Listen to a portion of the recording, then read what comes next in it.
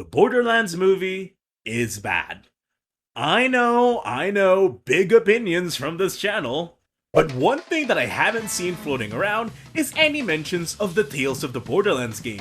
And as someone who played it back when it came out, that genuinely puzzled me. It's a fun game with great characters, an amazing story, and humor that still gets me to this day. But I might have been looking back with rose-tinted glasses, so I decided to go back and experience the entire game again. And I'm happy to report that I wasn't disappointed. If you guys will come with me, I'm going to be breaking down everything that makes this game absolute cinema. So sit back, stay hydrated, and most importantly, I hope you all enjoy. Back again to hear another story of immense fortune and unthinkable peril. Well, I have some time. The game begins with a narration that recaps the events of the previous game. Long story short, a guy named Handsome Jack tried to take over Pandora by opening a vault containing an ancient super alien. He was defeated by a group of vault hunters and the day was saved. But while you would usually play as these vault hunters, the characters that you play in this game amount to little more than side characters in the grand scheme of things. We then cut to a man looking around for a woman named Fiona. Finding a masked stranger in her place, he walks up and... Is there some sort of radiation leak I don't know about? Yeah, that's you, side character. A little while later, he comes to after being bound by the stranger. After a little bit of back and forth, the stranger asks Reese about the Gortys project, which takes us to the real beginning of the game. So just start talking. Just where do you start when you're getting dragged through the desert and, From the beginning. Right.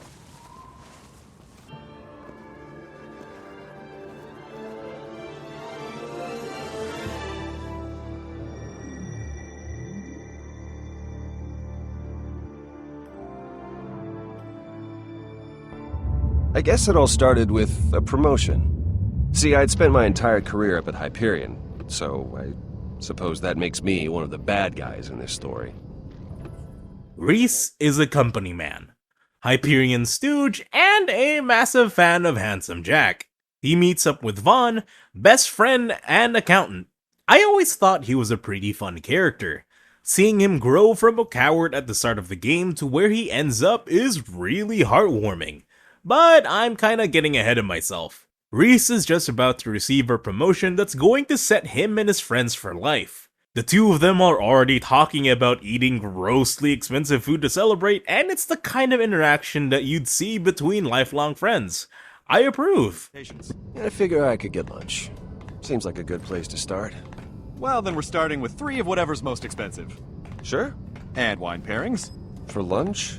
We're gonna get twisted, bro. If I'm not puking up $500 in food and alcohol this afternoon, then we are doing it wrong. Reaching your boss's office, you find that he's been replaced by Hugo Vasquez. Corporate rival, douchebag, and voiced by Patrick Warburton. You look surprised to see me, Reese, and if I'm reading the situation right, and I usually am, you're not too happy about it either. He explains that your old boss has been let go of the company, and he has effectively stolen your promotion. The conversation is then interrupted via voice call where a vault key is mentioned. Vaults are essentially the big old MacGuffins of the Borderlands universe. They're mysterious alien treasure troves that are filled to the brim with riches and guns. Mostly guns. Every mainline game always has one of the vaults as the main objective, and it seems like Reese has a chance to get in on this. While Vasquez is distracted, Reese takes the moment to use his unique mechanic, the Echo Eye.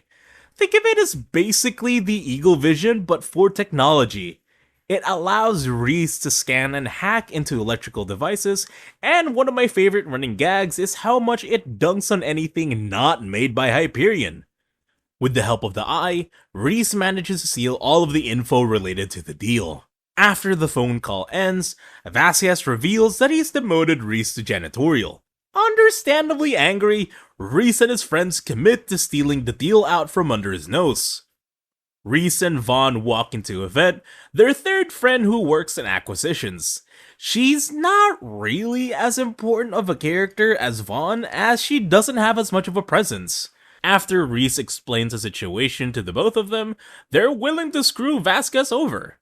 Vaughn casually skims $10 million for the deal, and both him and Reese decide to head down planetside. Needing a ride, Reese has the perfect idea for a car they can use.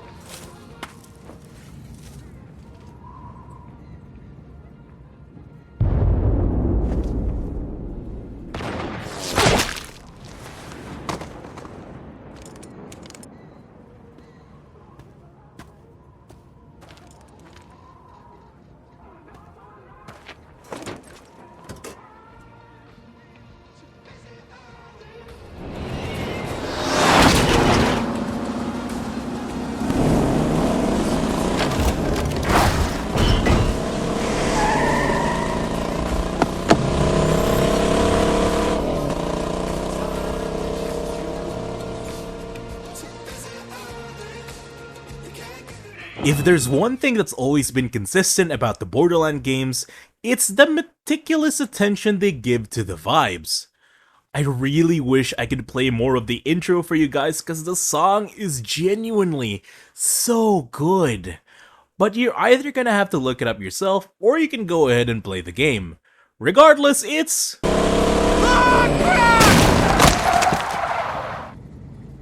Yikes. That's gonna leave a mark. The two drive into the town where the meeting's happening. Not knowing where the building actually is, they decide to ask the locals for directions, which goes about as well as you'd expect. Hey, little man. What's in the case? Hey, kitty cat. Show us what's in the case.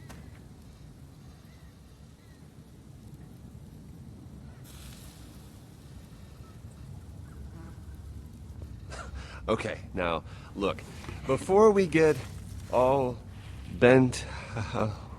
Is there like a convention or something? Bandits. You know what we got here? Reese, do the... We got a couple Hyperion warmongers, gentlemen. The bot! Yvette, prime it! Calling Yvette, the two ask for a loader bot and were given the choice on what weapons it comes down with. As a man with good taste, I obviously go for the minigun and rocket launcher combination. After a dynamic entrance, Loaderbot starts putting in the work, and it's honestly pretty wild seeing a trash mob in the mainline games tearing dudes apart. It really is another reminder that we are far from the Vault Hunters of the previous game. After finally finding the meeting location, Loaderbot gets to go on maximum overdrive. Engaging in disproportionate response mode.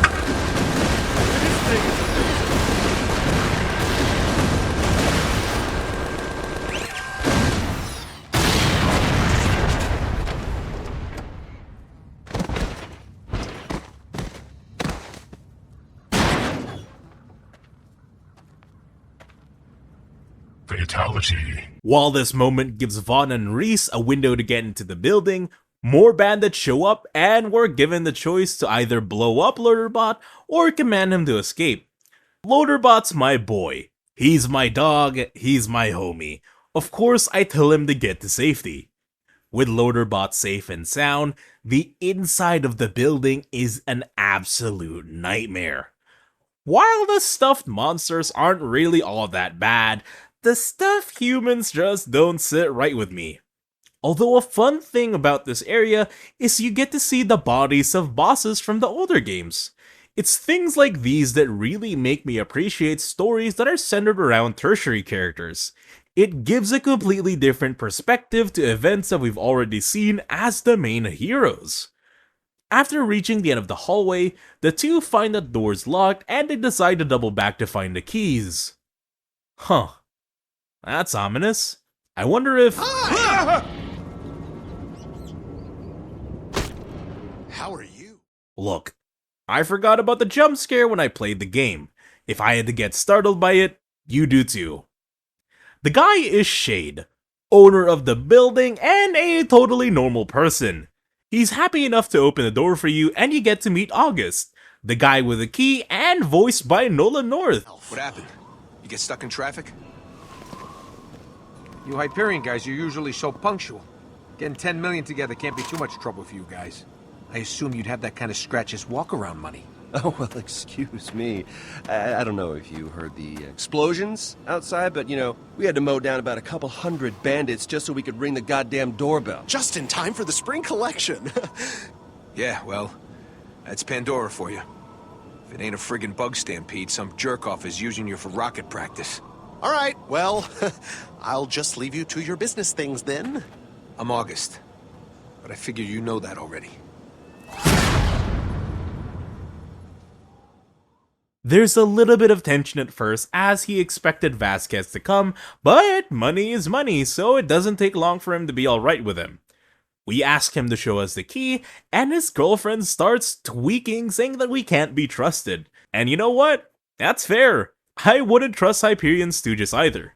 Reese manages to calm her down by convincing her that the deal's going to screw up a higher up in Hyperion. The problem is, August is now getting cold feet. With the dealer walking away, Reese tries one last thing to keep things from going south. Things are square. Maybe another time, fellas. Hun, we're here. We should just do this. Really? Nah, I made up my mind. August, wait! Reese, this is your department. Do something!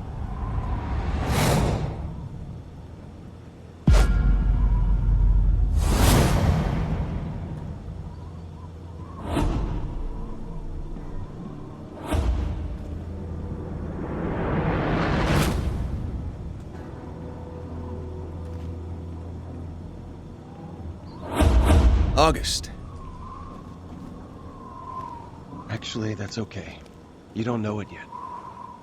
Know what? This is it. You can't see that one day. Maybe 10 years from now, maybe 10 months, maybe tomorrow. You're gonna think back on right now and scream to the stars for mercy of death, just so you'll not have to live in the wondering of what could have been. What if I had seized that chance by the throat? What if I had beaten my fears, taken what was so rightfully mine? What if I had won? I am a winner, Reese! I am a winner!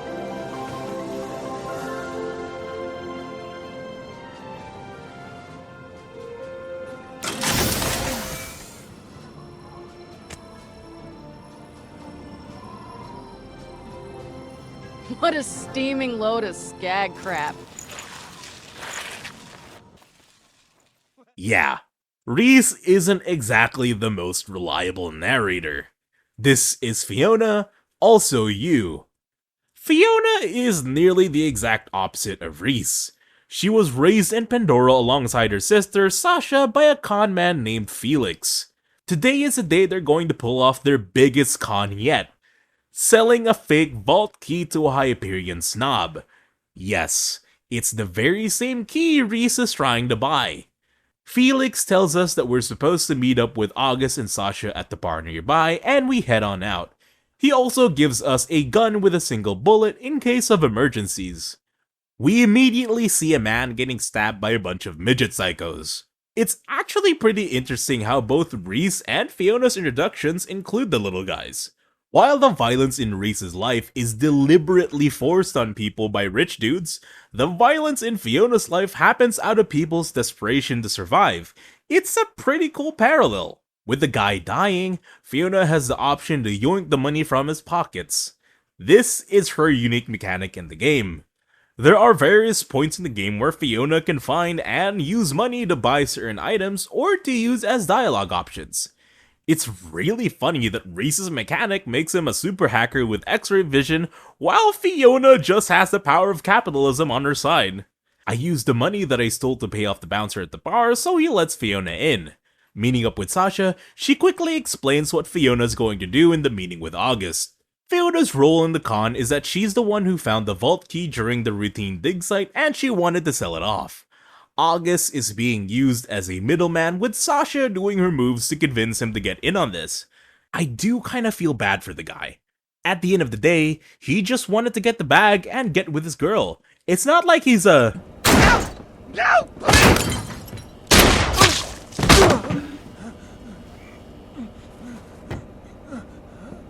Please, please, August! Please, I'll pay! I'll pay! I'll pay! I'll pay! You are.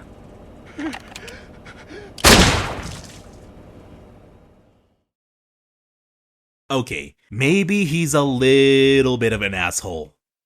After a short meeting with the guy, Fiona manages to convince him that the key is legit.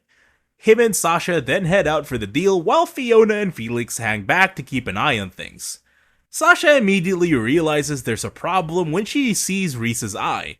The moment he scans the key, he's going to figure out that it's a fake, and that's not exactly going to end up well.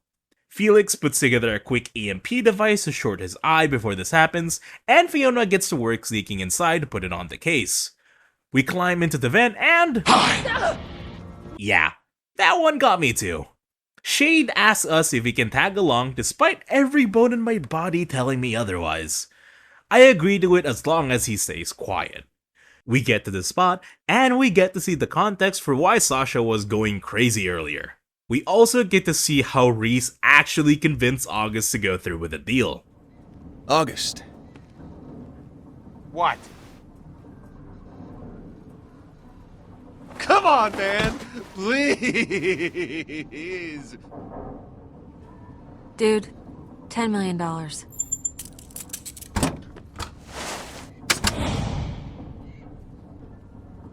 You make a good point. With things finally smoothed out, Reese starts scanning the key and Fiona sets off the EMP.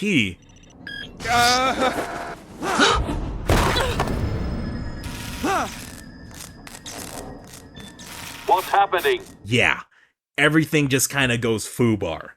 It then goes from bad to worse with the arrival of Bossa Nova, a bandit leader being chased by Zero. In the middle of the scramble, the case gets yoinked by Bossa Nova.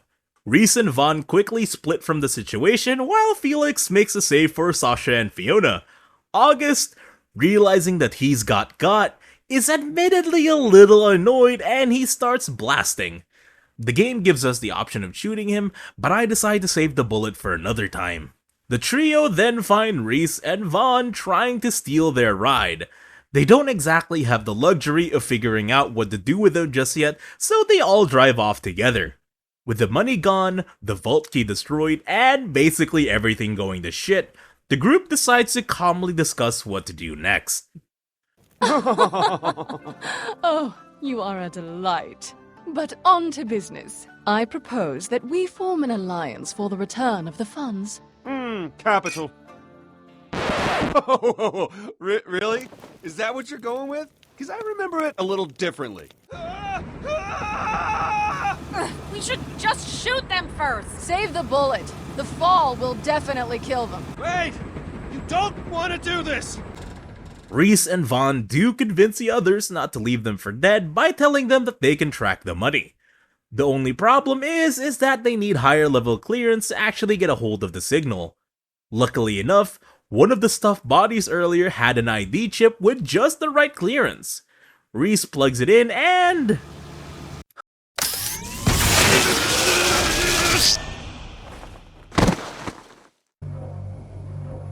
I'm very disappointed in you. Did you think you could follow in my footsteps? You are nothing more than another pitiful little code monkey. All swagger, no substance. Huh.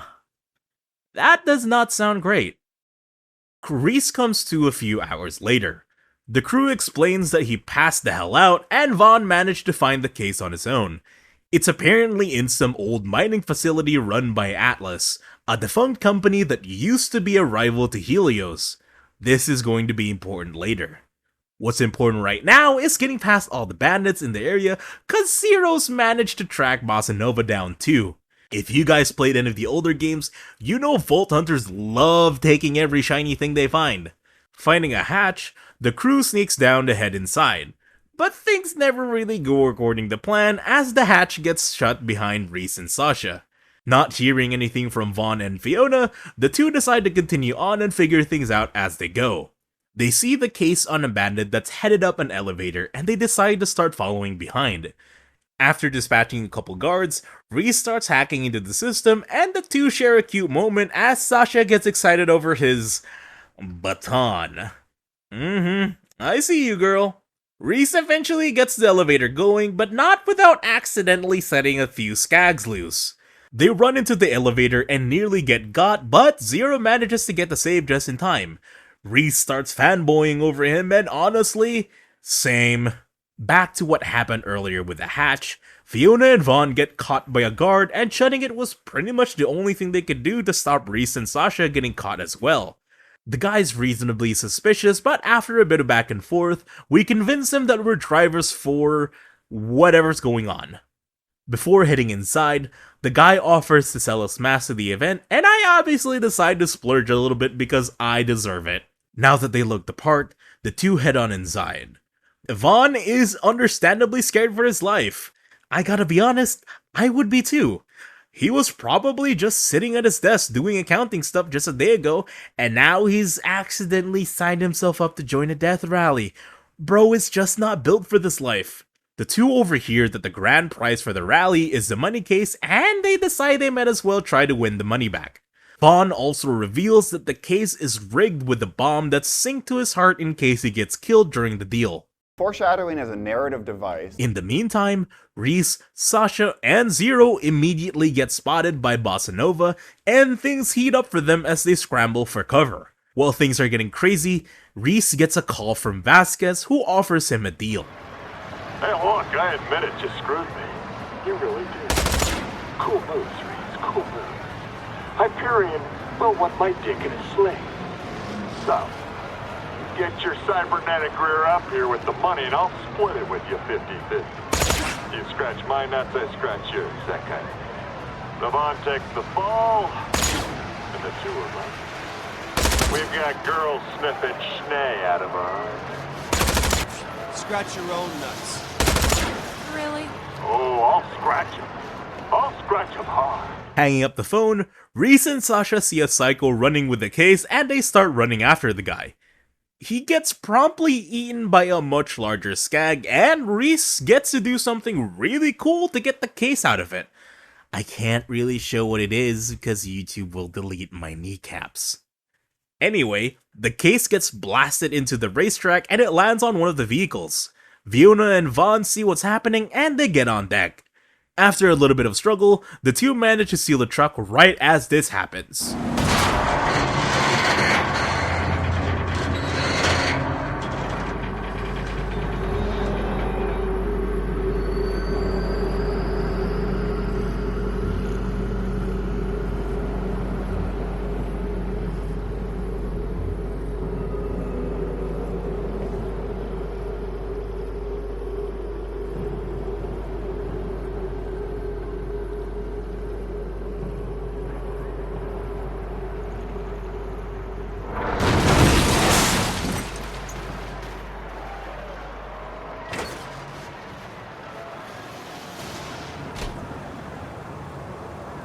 Fiona.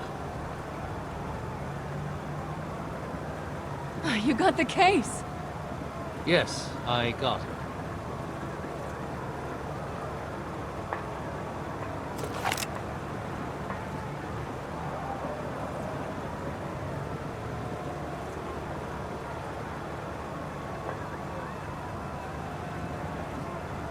Ah, for the love of God.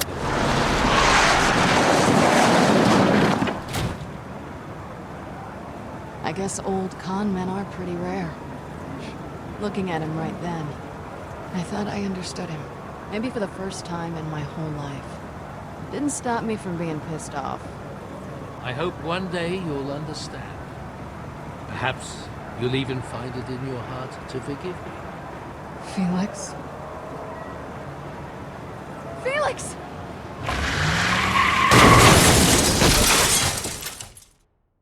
Sasha wakes up after the crash and, crawling to her feet, she sees Felix opening the case. She warns him about the bomb just in time, and he throws it away to save his life. The case explodes and burns up the money along with it. With not a lot of options left, the crew starts picking up whatever loot Zero wasn't interested in taking for himself. While they're doing that, Loaderbot shows up all safe and sound, and I could not be happier seeing the guy. Meanwhile, Reese has a little bit of a slip. Surviving the fall, he finds himself knee-deep in old Atlas tech. Everyone starts climbing down when they realize all the goodies that's inside. Sasha finds a gun, Vaughn finds a computer watch, while Reese and Fiona find the Gortys Project. What is it? No idea. Well, we got what we came for, so let's go, Sasha.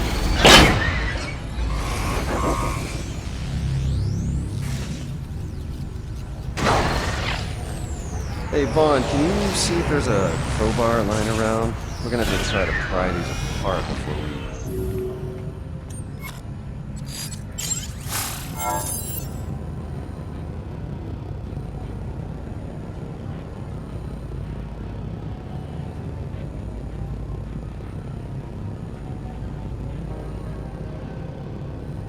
Is that a map? So she's the brains of the outfit.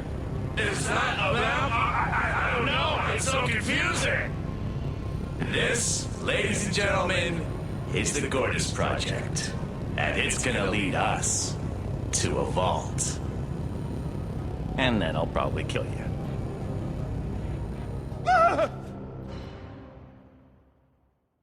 And that's episode 1. I was honestly a little nervous when I picked up the game again because I kinda thought that the humor would age badly, but honestly, I still found myself cracking up at a majority of the jokes involved. It helps a lot that the characters are genuinely really interesting and their dynamic is really fun to watch. Reese and Fiona are fantastic protagonists so far.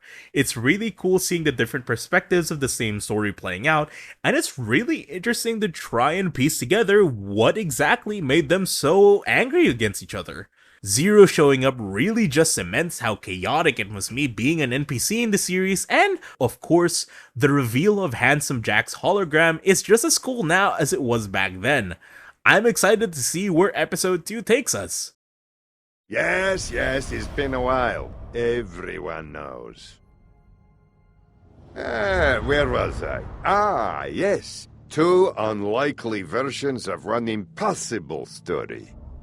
The next episode begins with a recap of your choices so far. I'd like to take this moment to really highlight how much I like the art style that they use for these segments. I love the fact that the characters are drawn in a very storyboard fashion. It really sells the whole storybook vibe that they're going with. But onto the actual episode, we kick off in the present time with the stranger waking up the dynamic duo. Oh, I'm up. Hey! I'm up. Seriously, can you use your words? You're just wasting bullets with that thing. Yeah, okay. After the two continue to express their mutual dislike of each other, the stranger enticed them to make walking around more convenient.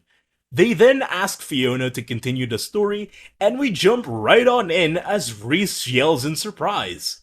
Since nobody else can see Handsome Jack, he just looks like he's kinda gone a little stir-crazy. He suddenly books it upstairs right as the map deactivates. Vaughn and Sasha try picking up the pieces and they get shocked for their efforts. It seems that the pieces were imprinted on Fiona and Reese when they first touched them. A robotic voice calls out for a retina scan and, with nothing else to really go off of, Fiona tries scanning her eye, which obviously doesn't work. The system starts alerting an Atlas general and the crew starts hearing a beeping noise from inside. It seems that the general is still here with us. Huh. Neat spork. I wonder why the game's highlighting this. Foreshadowing as a narrative device. Finding a pod of some sort, Fiona opens it and finds the unmoving body of the general. They try pulling him out to absolutely zero success. It's at this moment that Fiona picks up the spork and, look, I'm not really going to go into detail about how they retrieve a, ocular sample for the scanner, but I'll just say it's really unpleasant. Unlocking the terminal, they open a message from a face familiar to fans of the series. Hello, Pollux. Too bad I missed you in Old Haven. As you've no doubt surmised, the Gordis project has been terminated. And now that you have no soldiers under your command, I regret to inform you that you've been relieved of your duties. I'll come by soon to ease your transition into retirement. That was Athena, another Vault Hunter that you get to play in one of the other games. It appears that she was involved in the absolute eradication of Atlas and she had plans to look for the General. The crew then find a second message left by the General himself and... If you're watching this, then I'm already in suspended animation. You must understand, Athena was trying to kill me. That does not inspire good feelings. While the crew are freaking out over that, Reese falls off of a railing and then he dies. Okay, no he doesn't, but we do get to see how things went down from his perspective. Hollow Jack's sudden appearance would definitely make a lot of people act a little off. As far as Handsome Jack is concerned, he never died and he's picking up right where he left off. He assumes they're in just some random Atlas facility that he can plunder for tech and he immediately starts making plans to do so. Reese tries to explain to him that he's already passed on, but Hollow Jack takes that as a threat and obviously has a hard time believing that. He reaches out to try and kill Reese cause that's just his immediate instinct in most situations. If it's not already clear, Jack's kind of a psycho. If I had to pick between getting stuck in a room full of bandits and being in a room full of Jack, I would honestly choose the former. I can at least persuade the bandits to be chill, but Jack would happily do a Fiona and jam a spork in your eye socket. Anyway, Jack's attempts in trying to delete Reese ends up with him bonking his head and falling down. As he's recovering from the fall, they all start hearing noises from above. Moonshots. Long story short, Helios Station can shoot chunks of the moon down at Pandora, and they're locked directly at Reese and Vaughn. With Loaderbot's help, the crew get topside and start hightailing it out of there. They decide that the best place to head to is back at Fiona and Sasha's place just to lay low for a little while. Reese then takes the wheel from Sasha cause his Echo Eye can predict where the shots are going to land. Things then go from bad to worse when Reese accidentally riles up a rack hive. The racks themselves are already a problem, but the actual hive... well, you can see it. A wayward moonshot clips the caravan and tears it in half. In the heat of the moment, Reese realizes that they do have a shot at getting rid of the hive. Timing it just right, he hits the boost and...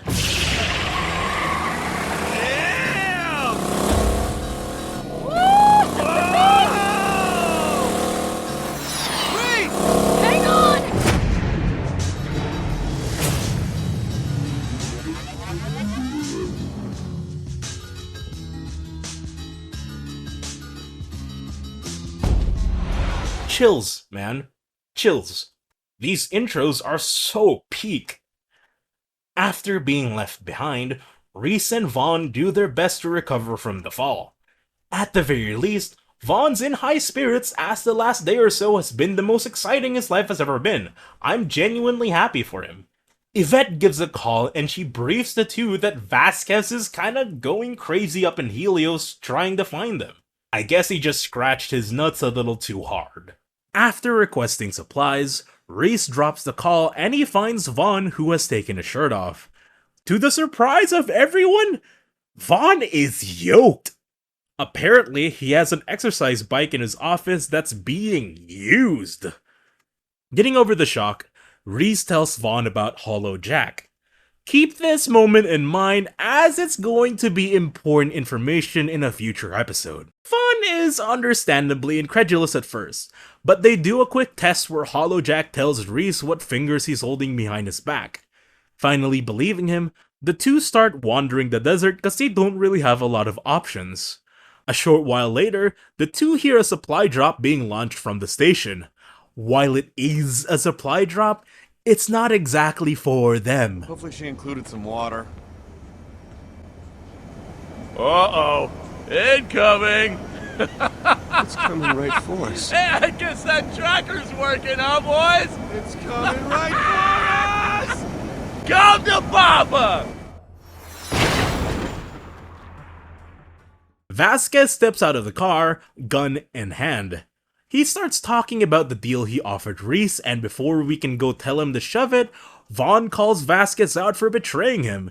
It turns out, he was offered the same deal and he accepted it. Right in the friendship, man. Vasquez then throws the two a couple shovels and tells them to start digging a grave. It's only going to be for Vaughn though, as Hyperion apparently is aware of the data in Reese's head. It's not really clear if they know that he's got the handsome Jack AI in his head or not, but the specifics don't really matter. Faced with the option of digging a grave or chucking a shovel at Vasquez, I think we all know which option I took.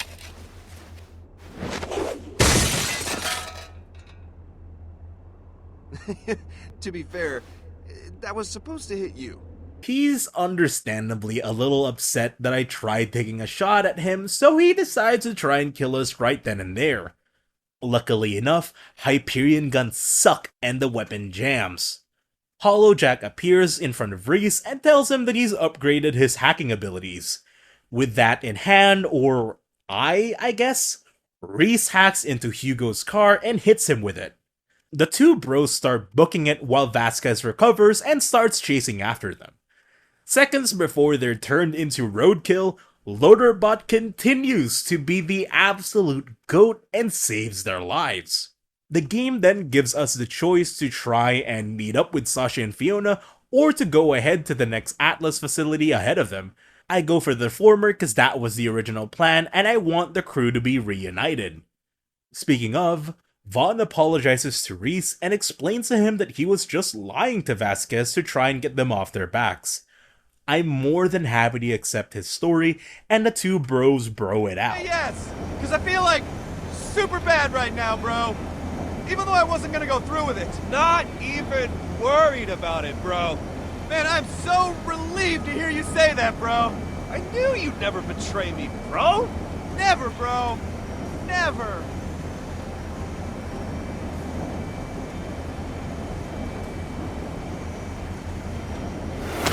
Thanks, bro. Hey, we're bros, bro.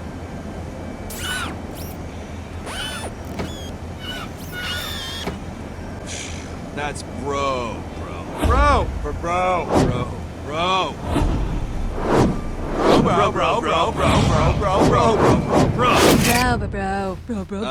We don't talk like that. Continuing with the other half of the story, hey, wait a minute. Her hat fell off in the intro sequence, but now she still has it. 0 out of 10. I'm gonna refund the game years after I bought it. Sasha and Fiona make it back to their home in low spirits. With the caravan in the state that it is, they don't really have the option to turn back and save the guys. They roll into the nearest garage and meet my second favorite character in the game. Oh, hey, man, welcome to Scooter's Catch a Ride. What can we do for you today? This is Scooter, mechanic and owner of Catch a Ride. He's a recurring character in the main series, and he's honestly a class act through and through despite what his mannerisms would suggest. He recognizes Fiona from the Death Rally and offers to repair the ride for her for free if she accepts a sponsorship deal. Speaking of sponsorship deals, Raid Shadow Legends! I'm just kidding, but if you guys want to support the channel, you can leave a like and a sub, or you can directly support the content through my links below. Just like I am, Fiona's more than happy to be a sellout. Go on, do it! Catch a ride! As Scooter is getting the papers ready, a pair of bounty hunters start knocking on the door. Fiona and Sasha duck down while Scooter tries to get them to leave. He gets beat up for his troubles, the Chad that he is, and he tells the two that they should probably find somewhere to lay low while he fixes up the ride. After splurging on a cosmetic upgrade to the ride, the two head to Felix's place.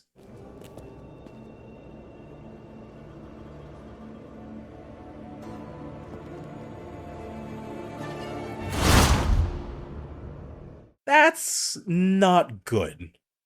It seems like someone was already in the house at one point, most likely Felix himself. Fiona finds a safe behind a fake wall that has a strange grenade and a black light inside it. Figuring out that a nearby paint bucket is filled with she follows a trail that leads her to a nearby chair. Pushing it away, she finds a hidden box that's filled with a bunch of cash and a message from Felix. If you're seeing this, I suppose I'm either dead or worse. My plan worked. I'm sorry.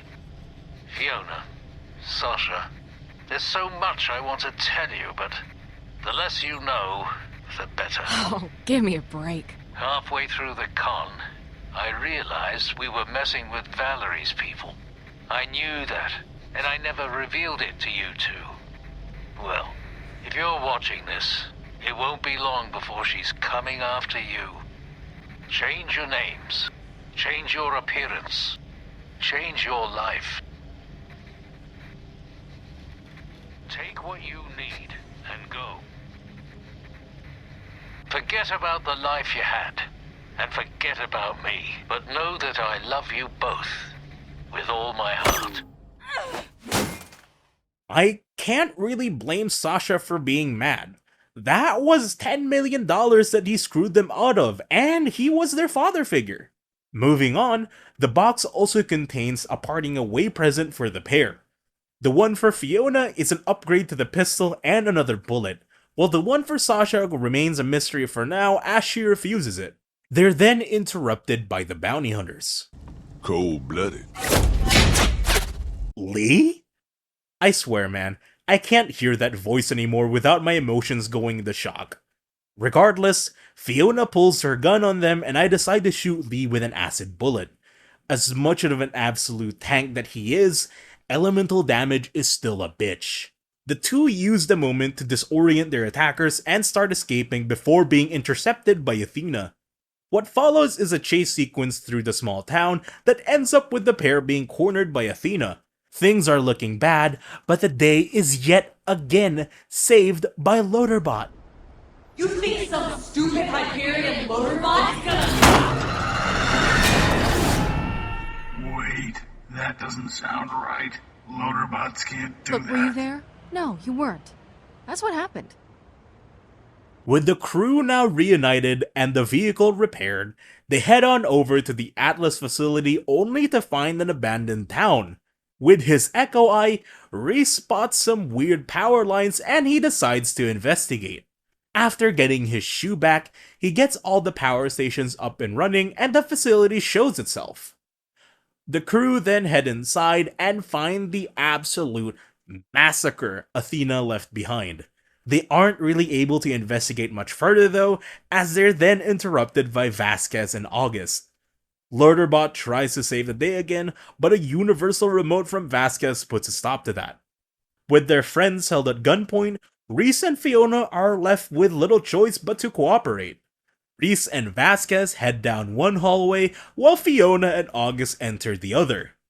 Vasquez tries to grandstand how much of an opportunity Reese's demotion was if he just kept to his lane and accepted the situation. While he's in the middle of telling his story of being a self-made man, Hollowjack realizes that Vasquez was the guy he bullied because of his hair transplants. Seeing an opportunity, I of course jump on the chance to call him a bald-ass bitch. Listen, wallet head. Wallet head? Yeah, so I appreciate the advice, I do, but I'd much rather you take your 2 cents and shove them into your wallet that you have on the back of your head that you are ashamed of because you are a wallet head. Meanwhile, August is asking Fiona how Sasha is doing. It seems that his feelings for her were at least partially real. He goes on to explain that the reason he joined up with Vasquez is that he tried to screw over his boss out of the vault key deal. Him and Vasquez are trying their best to make up for that by finding the Gortys project so that they don't get sent to the Shadow Realm. All in all, it's a lot more of a pleasant conversation. Back on Reese's side, they reach a platform where he plugs the core in. A force field cuts him off from Vasquez and he starts getting taken to the middle of the atrium. The exact same thing happens on Fiona's side and the two meet right in the middle. Putting together 2 and 2, they start pushing the cores together and they manage to complete the Gortys core.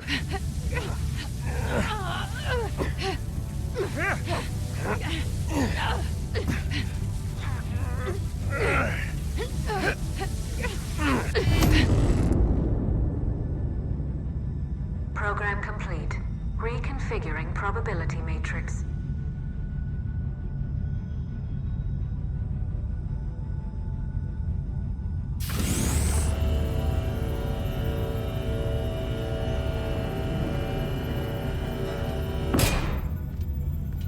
The hell is that? In an attempt to pick it up, Reese accidentally drops it, which activates the facility's defenses. With his friends held up at gunpoint by both murder drones and the bandits, Reese is left with a final decision. Handsome Jack can hack into the Atlas facility and gain control of the defense system, while Fiona can try to improvise an escape with her recently found grenade. If it isn't obvious at this point, I don't trust Jack at all.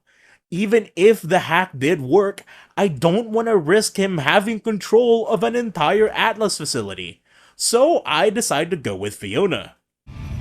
Whatever you're gonna do, Fiona, do it. No, you're making a huge mistake!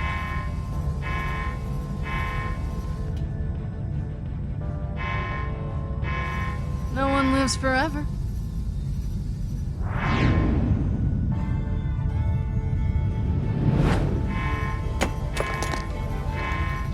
This is how you're saving us? Just throwing things? No, I think it's supposed to explode. And that's episode 2! It's a fantastic follow-up to episode 1's strong opening. The stakes have a really nice ramping up since the beginning of the episode. Despite having a lot of slow moments, the pacing was honestly so good that I never noticed it. Seeing more moments with the main cast is always welcome. Sasha and Fiona dealing with Felix's betrayal differently is such a good source of angst and drama. Reese and Vaughn being absolute bros to each other is always a great time, and Loaderbot being Loaderbot is absolutely all I need out of the guy. If I had one issue with the episode, it's mainly the stuff that I find strange with the benefit of hindsight. It's less a problem with the episode itself, and more an issue with the overall cohesiveness of the writing.